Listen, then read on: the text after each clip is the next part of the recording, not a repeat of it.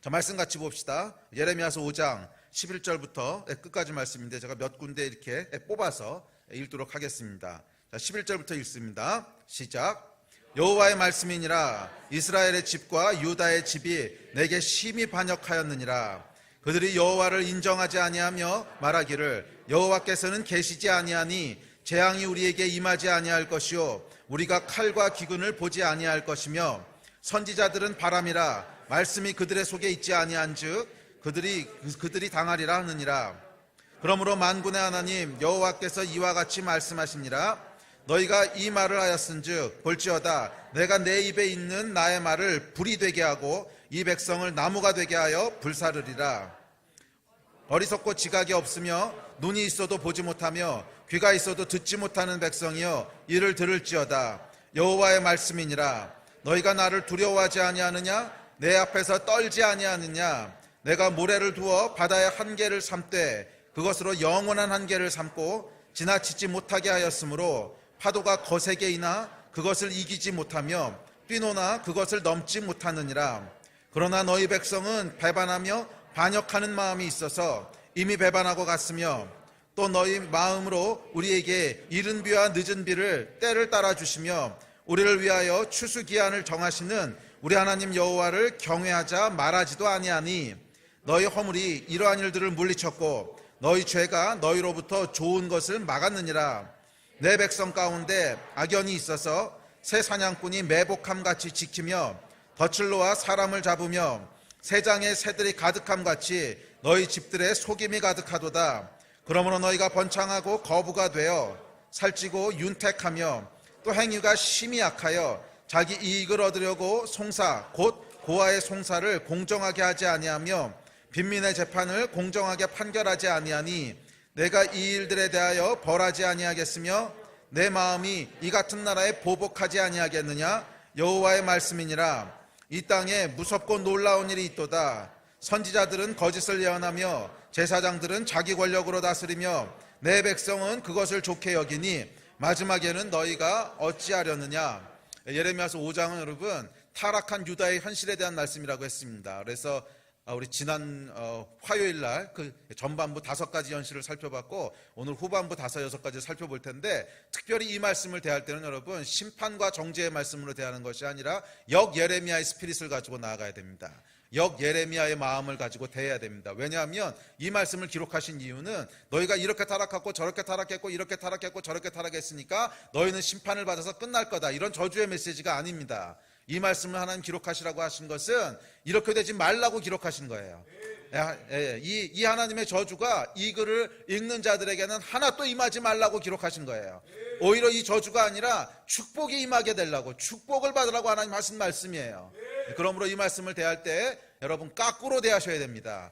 만약에 너희의 죄로 말미암아 좋은 것들을 너희가 막았느니라, 그럼 그 말씀을 어떻게 취해야 되는 거예요? 우리의 의로 말미암아 우리가 좋은 것들을 취하게 됐다고 취해야 되는 거예요. 반대로 여러분 이 말씀들을 취하시기를 주의 이름으로 축복하고 도전합니다. 6번째 현실에 대해서 살펴보겠습니다. 지난주까지 5번째 살펴봤고 12절에서 이렇게 얘기합니다. 시작.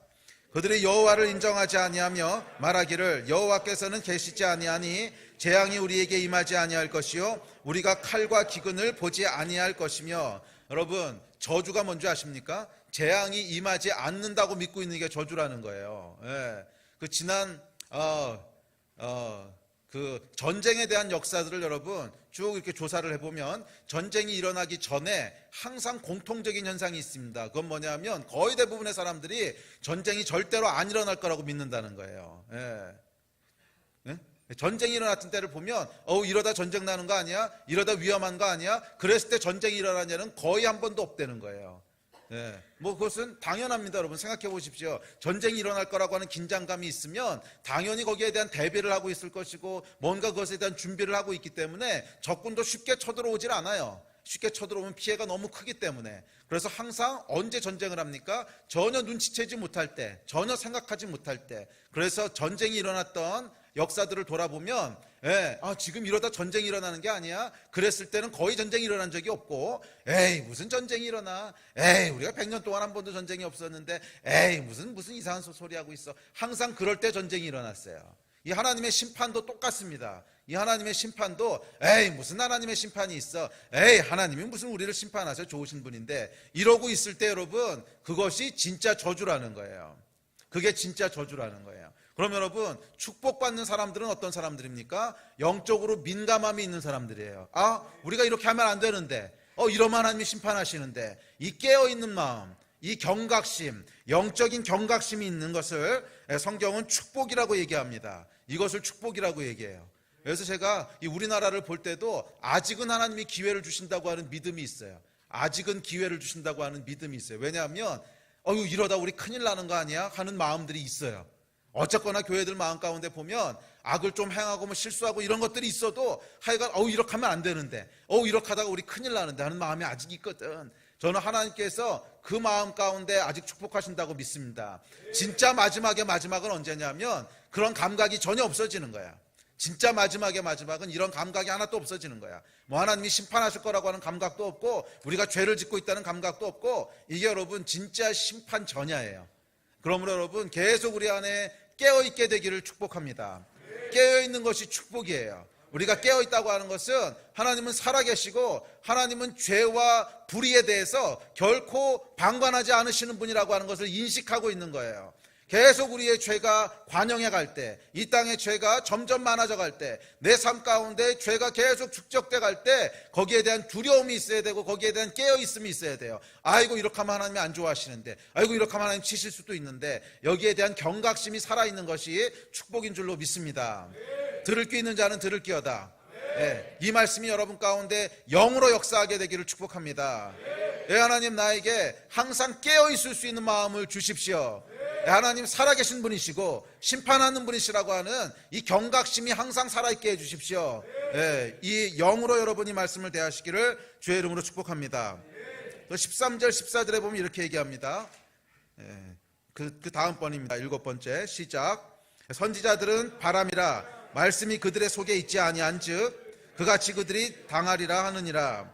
그러므로 만군의 하나님 여호와께서 이와 같이 말씀하시니라. 너희가 이 말을 하였은즉 볼지어다 내가 내 입에 있는 나의 말을 불이 되게 하고 이 백성을 나무가 되게 하여 불사르리라.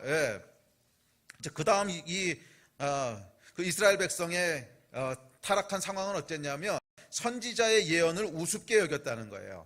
선지자들은 바람이라. 이게 무슨 말입니까? 선지자들의 말은 그냥 흘러가는 바람이라는 거야. 휙 하고 불 때는 그냥 바람이 부는구나. 그렇지만 그 바람이 계속 남아서 내 삶 가운데 무슨 영향을 미치는 건 아니잖아. 그냥 스치고 지나가는 거잖아. 말씀을 그렇게 들었다는 거예요. 선지자들의 말을 실체 없는 바람 취급했습니다. 그저 지나가 버리면 그만인 바람. 영적인 경고를 무시했습니다. 그러자 하나님께서 선지자들의 입을 불이 되게 하셨습니다. 바람이 아니라 불이 되게 하셔서 그 삶을 다 태워버리셨다는 거예요. 그 삶을 다 소멸하셨다는 거예요. 물론 이스라엘 백성이 선지자의 말을 무시했던 것은 거짓 선지자들이 많았기 때문이기도 할 겁니다. 워낙 틀린 예언들을 많이 했고, 또 예레미야 때 보면 예레미야 빼고는 거의 대부분이 자기 생각과 혼의 생각을 얘기하는 거짓 선지자들이었기 때문에 어쩌면 그런 이유 때문에 이 선지자의 말을, 영적 지도자의 말을 바람으로 여겼을 수도 있어요. 그런데 그럼에도 불구하고 하나님이 우리에게 주시는 경고가 있습니다. 그것은 뭐냐면 하나님이 세우신 사람들의 말을 가볍게 듣지 말라는 거예요. 하나님이 세우신 사람들의 말을 가볍게 듣지 말라는. 사실은 이것은 여러분, 하나님이 세우신 어떤 목사나 선교사나 교사나 그런 사람들의 말만을 얘기하는 것이 아니라 아주 작은 어린아이의 말이라고 할지라도, 말이라고 할지라도 하나님의 이름으로 선포되는 말에는 가볍게 대하지 말라는 거예요. 그 말씀을 결코 가볍게 대하지 말라는 거예요. 여호와 하나님의 이름으로 선포되는 말은 그 말을 거짓 선지자가 하는 말이든지 진짜 선지자가 하는 말이든지 영적으로 권위가 있는 사람이 하는 말이든지 아니면 어린아이가 하는 말이든지 그 말을 가볍게 여기지 말라는 거예요. 물론 이 당시에 거짓 선지자들이 많아서 잘못된 예언들이 많이 있었습니다. 우리가 분별을 해야 됩니다. 그 이야기는 또 그 다음번에 얘기해요. 분별을 해야 되는 것은 분명하지만 가볍게 듣지는 말라는 거예요. 그 말이 선포됐으면 진짜인가? 정말인가? 기도하고 알아보고 분별을 해야지, 듣고 그냥 지나치지 말라는 거야. 아무리 권위 없는 작은 아이가 한 얘기라고 할지라도 하나님의 이름으로 선포되는 말씀을 가볍게 대하지 마십시오. 왜 여러분들이 하나님의 말씀을 가볍게 대하게 되는 줄 아십니까? 말씀을 실제라고 생각 안 하기 때문에 그러는 거야. 말씀이 실제라고 생각 안 하기 때문에 그러는 거야.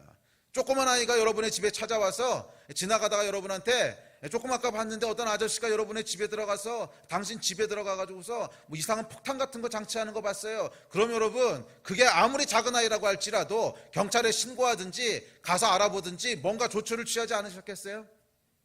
그냥 흘려 지내겠어요? 아유 네가 뭘 한다 그래. 경찰이 와서 얘기했으면 내가 듣지만 조그만 꼬마 아이가 한 얘기 그게 뭐 그러고 그냥 집에 들어가서 편하게 알아보지도 않고 그냥 계시겠어요? 그렇게 있을 수 없잖아. 왜? 실체가 있으니까. 진짜면 어떡해? 하나님의 말씀을 여러분 왜 분별도 안 해보고 그냥 바람처럼 여기는 줄 아십니까? 절대 가 아니라고 믿는 거예요. 아유 뭐 하나님 고리타분한 그냥 성경 얘기. 영이라고 믿지 않는 거야. 그래서 가볍게 여기는 거예요. 하나님의 말씀이 실제라고 믿는 사람은 하나님의 이름으로 선포되는 어떤 얘기도 가볍게 지나갈 수 없어요. 실제로 영향을 미칠 건데 그게 폭탄이면 진짜 터질 텐데 어떻게 가볍게 지나가? 적어도 진짜인 줄 아닌지를 확인해보고 고민해보고 물어보고 그래야지 맞는 거지. 여호와 하나님의 말씀은 여러분 그렇게 대하셔야 됩니다. 앞에서 선포되는 말씀이든 읽는 말씀이든 아니면 정말 지나가던 꼬마애가 하나님이 뭐라 그러세요? 뭐 이렇게 얘기하고 지나가던 누가 뭐라고 하든지 간에 하나님의 말씀으로 선포되어지는 하나님의 이름으로 선포되어지는 말씀에 대해서는 여러분 심각하게 대하셔야 됩니다. 그렇지 않으면 뭐라고 하나님이 예언하셨어요? 불이 우리를 살라버릴 거라 그러셨어요. 너희가 하나님의 말씀을 바람으로 대하면 너희 삶을 불로 태워버리실 거라 그랬어요. 그러면 여러분 이게 좋은 불이 아닌 거 여러분 아시죠? 뭐 성령의 불이 이게 아니라 심판의 불이란 뜻이에요. 우리 삶을 심판하시겠다는 거였어. 그러므로 여러분 하나님의 말씀을 살아있는 말씀으로 영으로 대하신 여러분 되시기를 다시 한번 축복합니다. 말씀은 살았고 운동력이 있어요. 살았고 운동력이 있어요. 영과 혼과 골수를 찔러 쪼개요. 우리 삶을 실제로 움직이고 역사해요. 그러면 여러분 어떤 하나님의 말씀도 가볍게 대하지 마세요. 어떤 하나님의 말씀도 가볍게 대하지 마세요. 끼니를 가지고 계속 묵상하시는 분들 계시다면 아니고 당연히 다 해야지. 끼니 말씀을 여러분 가볍게 대하지 마세요. 가볍게 대하지 마세요. 그 말씀이 살았고 운동력 있는 말씀이고 내 삶을 찔러 쪼갤 말씀이에요. 아멘. 그랬을 때 여러분의 삶 가운데 복이 있을 줄로 믿습니다. 말씀을 무겁게 대하세요. 그랬을 때 복을 받게 될 줄 믿습니다. 여덟 번째 21절입니다. 시작. 어리석고 지각이 없으며 눈이 있어도 보지 못하며 귀가 있어도 듣지 못하는 백성이여 이를 들을지어다. 그 다음 현실은 뭐냐면 눈이 있어도 보지 못하고 귀가 있어도 듣지 못하는 거였어요. 영적인 분별력이 없었다는 거. 그러면 여러분 복받기 원하신다면 영적인 분별력을 위해서 기도하십시오. 영적인 분별력을 위해서 기도하십시오. 보아도 보지 못하고 들어도 듣지 못하고 또 6장에 가면은 귀에 할례 받으라고 말씀하시거든. 귀에다 할례 받으라고. 무슨 뜻이에요 여러분? 눈에 보이는 것만 보는 눈, 듣는 것만 듣는 귀가 아니라 보이지 않는 것을 볼 수 있는 눈, 들리지 않는 것을 들을 수 있는 귀가 있어야 된다는 거야. 사람은 여러분 육의 세계에만 속해 있는 존재가 아니라 영의 세계에 함께 속해 있는 존재입니다. 우리는 이 물질 세계에서 일어나는 일들만 보고 물질 세계에서 들리는 소리만 듣도록 지음받은 존재가 아니에요. 우리는 하나님이 계신 곳, 영의 세계에서 하나님이 하시는 말씀을 들을 수 있고 하나님이 하시는 일들을 볼 수 있는 존재로 지음을 받았습니다. 그러면 여러분 이 눈과 이 귀가 열리도록 기도하시기를 주의 이름으로 축복합니다. 이 영적인 눈과 영적인 귀라고 하는 것은 은사적인 기능을 얘기하는 것이 아닙니다. 은사적인 기능을 얘기하는 것이 아니에요. 어떤 분들은 뭐 기도할 때 환상을 보는 분들도 있고 어떤 분들은 뭐 예언의 은사가 있다고 그러고 이런 은사적인 기능을 얘기하는 것이 아니에요. 이것이 만약 은사적인 기능이라면 이것이 없다고 하나님이 심판하시는 건 말이 안 돼요. 은사는 필요한 사람에게만 주시는 것이고 그 은사가 적합하지 않은 사람은 안 주시는 건데 은사가 없다고 하나님이 심판하신 적은 한 번도 없어요. 은사는 도구기 때문에. 그러므로 이 눈과 귀에 대해서 하나님 질타하실 때는 절대로 은사적인 면을 얘기하는 것이 아닙니다. 은사적인 것을 얘기하는 것이 아니에요. 그럼 뭐예요? 우리 안에 오히려 이것은 나는 어떤 존재인가라고 하는 아이덴티티에서부터 옵니다. 사실은 믿음에서부터 오는 거예요. 믿음에서부터 오는 거예요. 나는 영적인 세계에 속한 존재고, 나는 여러분 이 아이덴티티라고 하는 말을 조금 더 풀어서 설명하면 이런 거예요. 자, 예를 들어서 여러분 눈앞에 어떤 일이 벌어집니다. 그럼 여러분은 어떻게 대처하십니까? 예를 들어서 눈앞에 썩은 고기가 갑자기 하나 떨어졌어. 썩은 생선이 한 마리 있어. 그럼 여러분 어떻게 대처하세요? 이것을 눈으로 보고 코로 냄새를 맡지요. 우리 유괴기관이 작동합니다. 그래서 아이고 이거는 못 먹는 거구나. 그리고 버리지요. 자, 우리 눈이 보고 귀가 들은 그 정보에 따라서 물질 세계의 그 원리에 의해서 우리가 생각하고, 물질 세계에서 썩은 것은 먹으면 안 돼. 그럼 내 몸이 탈나고 내가 뭐 소화도 잘 안 될 거고 좀 병 걸릴 거고 뭐 이럴 거라는 거야. 이것이 여러분 우리가 눈으로 보고 귀로 들은 것을 근거로 생각하고 판단하고 사고하고 또 선택하고 행동하는 거죠.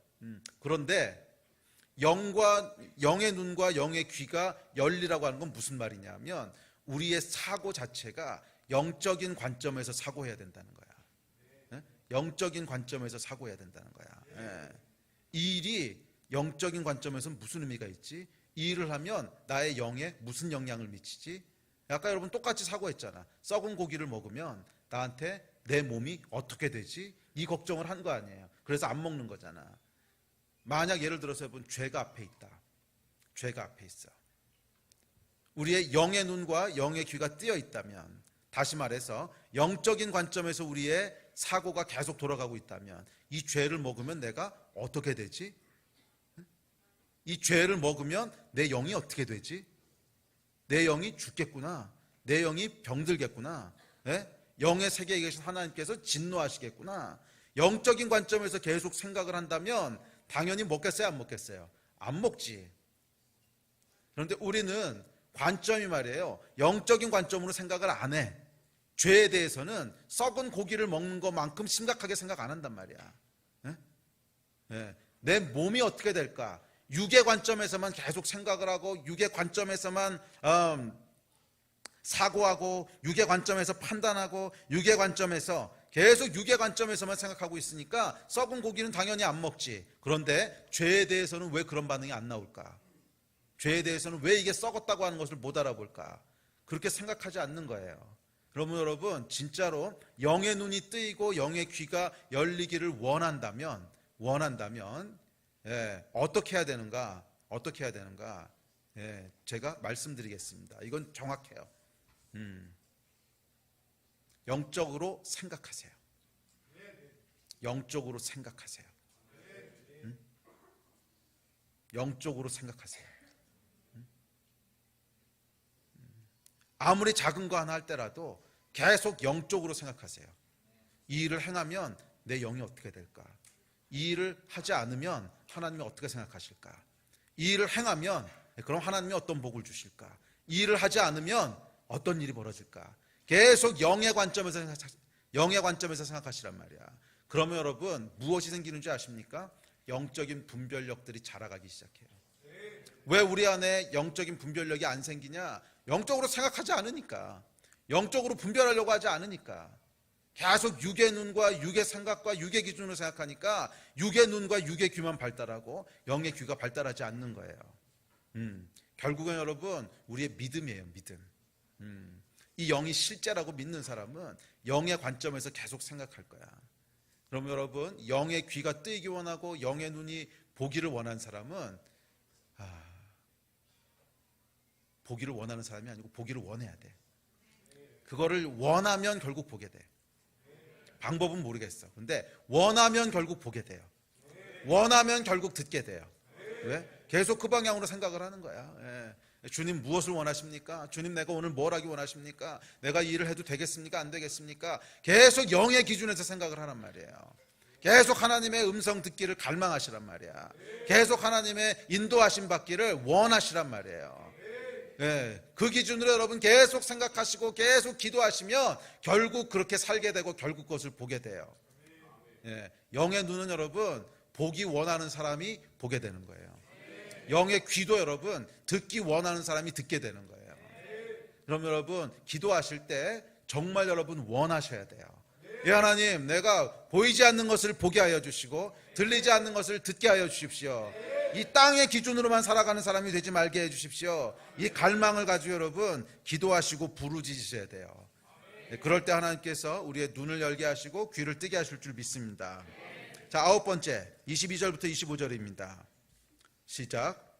여호와의 말씀이니라 너희가 나를 두려워하지 아니하느냐? 내 앞에서 떨지 아니하겠느냐? 내가 모래를 두어 바다의 한계를 삼되 그것으로 영원한 한계를 삼고 지나치지 못하게 하였으므로 파도가 거세게 이나 그것을 이기지 못하며 뛰노나 그것을 넘지 못하느니라.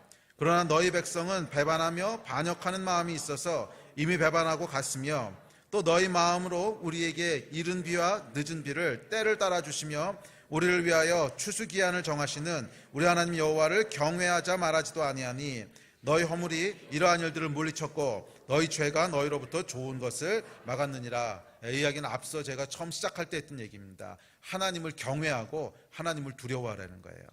하나님의 말씀을 가볍게 여기지 말라는 거예요. 하나님의 말씀이 선포될 때 그 말씀을 경외함으로 받으라는 거예요. 심각하게 무겁게 받으라는 거예요. 그냥 스치는 바람처럼 받지 말고 지식으로 받지 말고 그 말씀이 실제로 내 삶 가운데 역사하고 이루어질 거라고 하는 것을 사실은 여러분 영의 눈이 열리면 그렇게 보게 돼요. 사실은 영의 눈이 열리면 그렇게 보게 돼요. 죄가 우리 앞에 있을 때 그 죄에 대해서도 여러분 경각심을 가지고 대하게 돼요. 그런데 이 하나님을 경외하는 마음이 없으면 결국 말씀을 가볍게 대하게 돼요. 하나님을 경외하는 마음들이 여러분 가운데 충만하게 되기를 주의 이름으로 축복하고 도전합니다.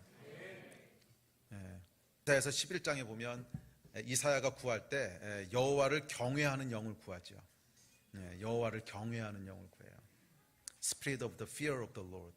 여호와를 경외하는 영을 구해요. 그러니까 이사야 선지자는 뭐가 복이었는지를 정확히 아는 사람이야.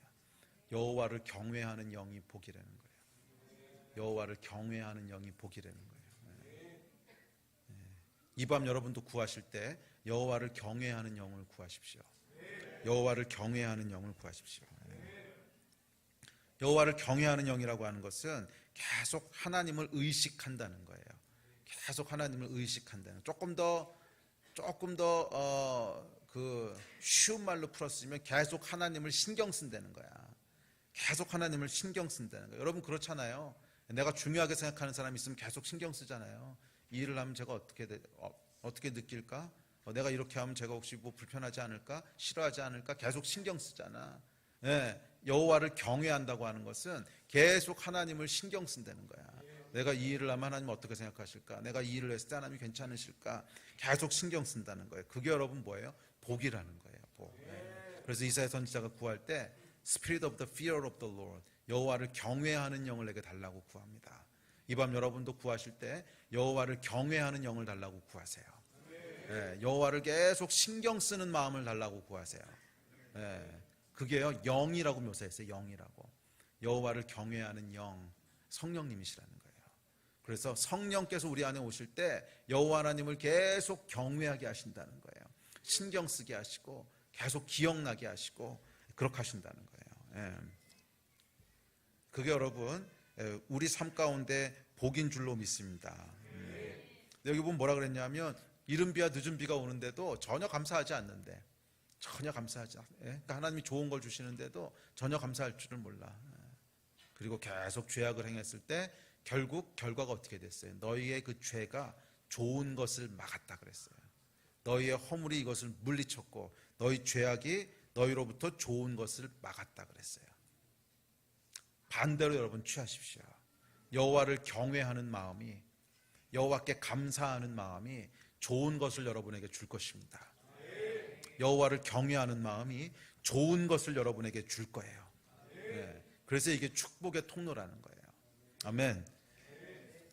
이 역사가 여러분께 있기를 주의 이름으로 다시 한번 축복합니다. 예배팀 나오십시오. 기도합시다.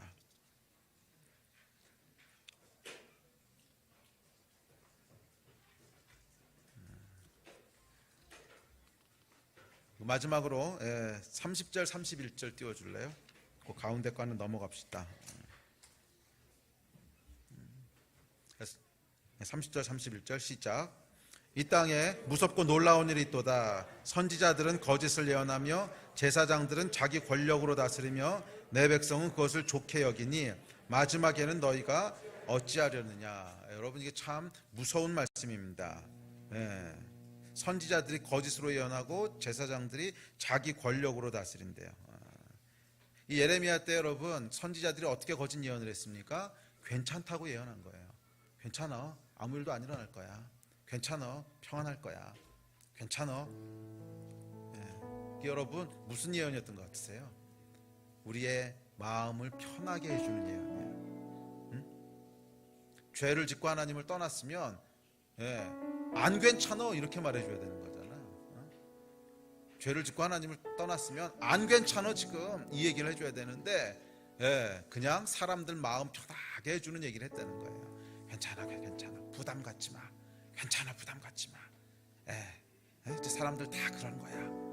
그 정도 허물 없는 사람이 어디 있어? 괜찮다고 얘기했다는 거야. 제사장들도 자기 권력으로 다스렸대요. 이게 무슨 얘기인지 정확히 모르겠지만 하여간 백성들이 좋아했대. 그 얘기가 뭐였을 것 같아요? 모르긴 해도 제사법이 있잖아. 그 제사법 그대로 다 안 지켰다는 뜻일 거예요. 그 제사법 그대로 지키려면 굉장히 복잡하거든. 야, 먹고 사는 것도 바쁘고 요즘 시대가 얼마나 바쁜데 그것을 다 고지고대로 하냐? 내가 간략하게 줄여줄게. 재물 싸들고 올 필요 없이 그냥 돈 들고 와, 돈. 그럼 내가 그 돈 가지고 재물 사가지고서 대신 바쳐줄게. 이게 사실 예수님 때도 그렇게 하고 있었잖아. 뭐예요? 편하게 해줄게. 근데 여러분, 이게 예레미야 때만 이랬던 것 같습니까? 우리에게도 한번 물어봐야 되지 않아요? 오늘날 우리에게도 물어봐야 되지 않습니까? 사람들의 마음에 부담을 주지 않는 교회, 인기입니다. 마음에 부담을 주지 않는 교회, 인기야. 헌신에 대해서 얘기하면 요즘은요, 교회가 철이 없다 소리를 들어요.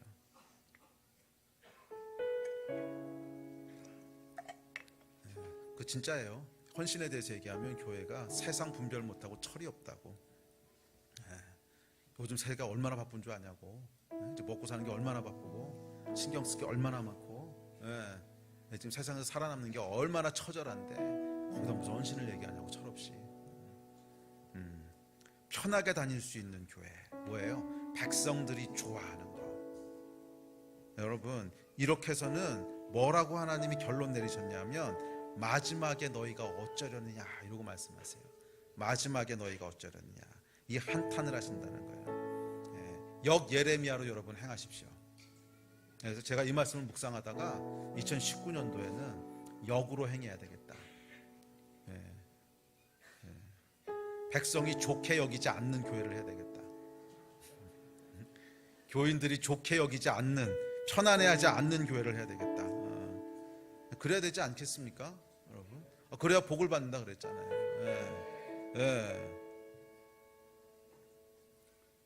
나올 때마다 마음이 찔리는 예배가 돼야 되고, 요구하는 것이 많은 교회가 되게 하고, 또 섬기는 것이 불편한 교회가 돼야지. 우리가 타락했는데 어떻게 편안하게 하나님을 섬기겠어? 우리 육이 계속 하나님을 저항하고 있는데, 진짜 하나님 앞에 우리 영이 바로 선다면 우리 몸이 좀 불편해야 정상이에요. 가장 바르게 쓰셨던 예수님께서는 육이 진짜로 불편하셔서 십자가에 찔려 찢기시고 죽으셨어. 그게 복음이잖아. 근데 우리가 편안한, 육체가 편안한 복음을 원한다면 죄송하지만 하나님께서 너희가 마지막에는 어쩌려느냐 이렇게 말씀하신다는 거예요. 너희가 마지막에는 어쩌려느냐. 그래서 이 말씀 묵상하다가 다시 하나님께 헌신을 했습니다. 교인들을 괴롭히자. 그래야 복을 받을 거 아니에요. 교인들을 괴롭히자. 교회 다니는 거를 힘들게 만들자. 근데 요즘 좀 힘들어 하시긴 하더라고. 자리 만느라고. 좋은 거죠. 자리 맞는 것 때문에 좀 불평하시는 분들 있으신데 불평이 나와야지 좋은 교회야.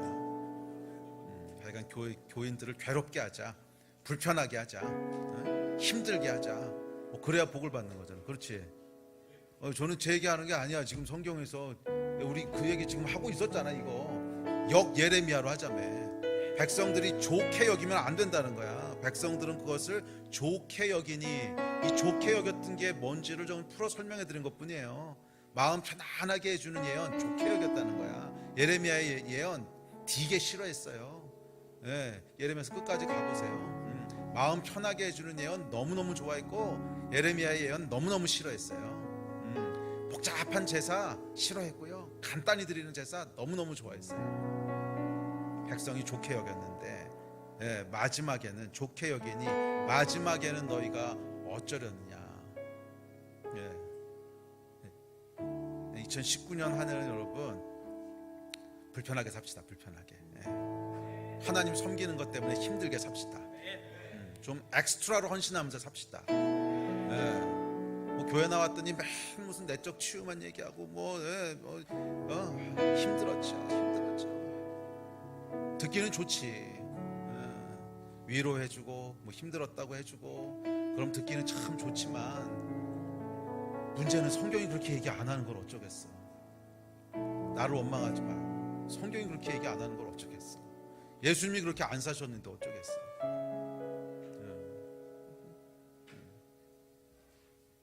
이 땅에서 여러분 편하게 살면요, 마지막에는 어쩌려느냐, 하나님 앞에서는 어떻게 서겠느냐, 이거 지금 얘기하는 거잖아. 우리가 하나님 앞에 바로 서고 복을 얻기 원한다면 좀 불편하게 살 생각을 해야 돼요. 불편하게 살고, 정말 하나님 섬기는 것 때문에 힘들게 살고, 정말 헌신하는 것 때문에 어렵게 살고, 희생 감내하고, 그래 여러분 복이 있다는 거 아닙니까? 아멘. 이 복 받기 원하시는 분들은 일어나서 기도합시다. 이 복 받기 원하지 않는 사람은 앉아 계세요. 올해 여러분 엑스트라로 좀 헌신해서 가봅시다. 아멘. 우리가 편안하게 살면요 결국 복이 없어요. 결국 주의 나라를 위해서 내가 할 수 있는 것 이상의 힘들을 들여보는 거야. 그래야 마지막에 복이 있다 그랬어요. 주의 나라와 주의 일을 위해서 내가 할 수 있는 것 이상으로 들여보는 거예요. 그걸 하나님이 복 있다 그랬지, 편안하게 사는 거 절대 복 있다 그러지 않으셨어요. 주님께서 공동체에게 어떤 사명들을 주셔서 우리 선교 다음 세대, 또 우리 다음 세대를 위해서 지금 공간이 필요하지요. 공간, 사명을 주셨으면 그것을 그냥 편안하게 사명을 이뤄나가면 복이 없는 거야. 아무런 부담도 되지 않게 이뤄나가면 거긴 아무 상급도 없는 거예요. 거기에 부담이 있을 때 하나님이 상급을 주시는 거예요. 아멘. 그래, 이번 주에 여러분 다시 한번 믿음으로 약정 헌금하는 것들도 다 써서 내십시오. 써서 내시고 이 일을 향해서 하나님이 우리가 좀 불편하게, 좀 힘들게, 부담되게 그렇게 하나님을 섬깁시다. 그게 맞는 거예요. 그게 맞는 거예요. 저희가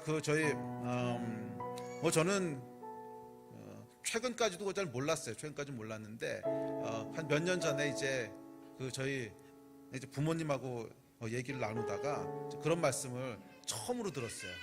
저희 아버님 섬기시던 교회 건축한다고 우리 집을 2번이나 담보 잡혔다는 걸 그때 알았어. 2번이나 담보 잡혔어. 위험했어. 우리도 쫓겨나서 길바닥에 있을 뻔했어. 2번이나 담보 잡히셔서 그거 가지고 교회 건축하시고 교회 섬기시고. 근데 여러분 결국 집에서 안 쫓겨나게 하셨고요. 모든 가족이 다 복을 누리게 하셨고요. 진짜 복을 많이 들었어요. 저희 가족은 다 복을 누렸어요. 전부 다 장수하시고 아무도 힘들게 산 사람도 없었고 다 예수 너무 잘 믿고 화목하고 복을 많이 누렸어요. 진짜 이 땅에서 복을 많이 누렸는데 저는 처음 알았어요. 몇 년 전에.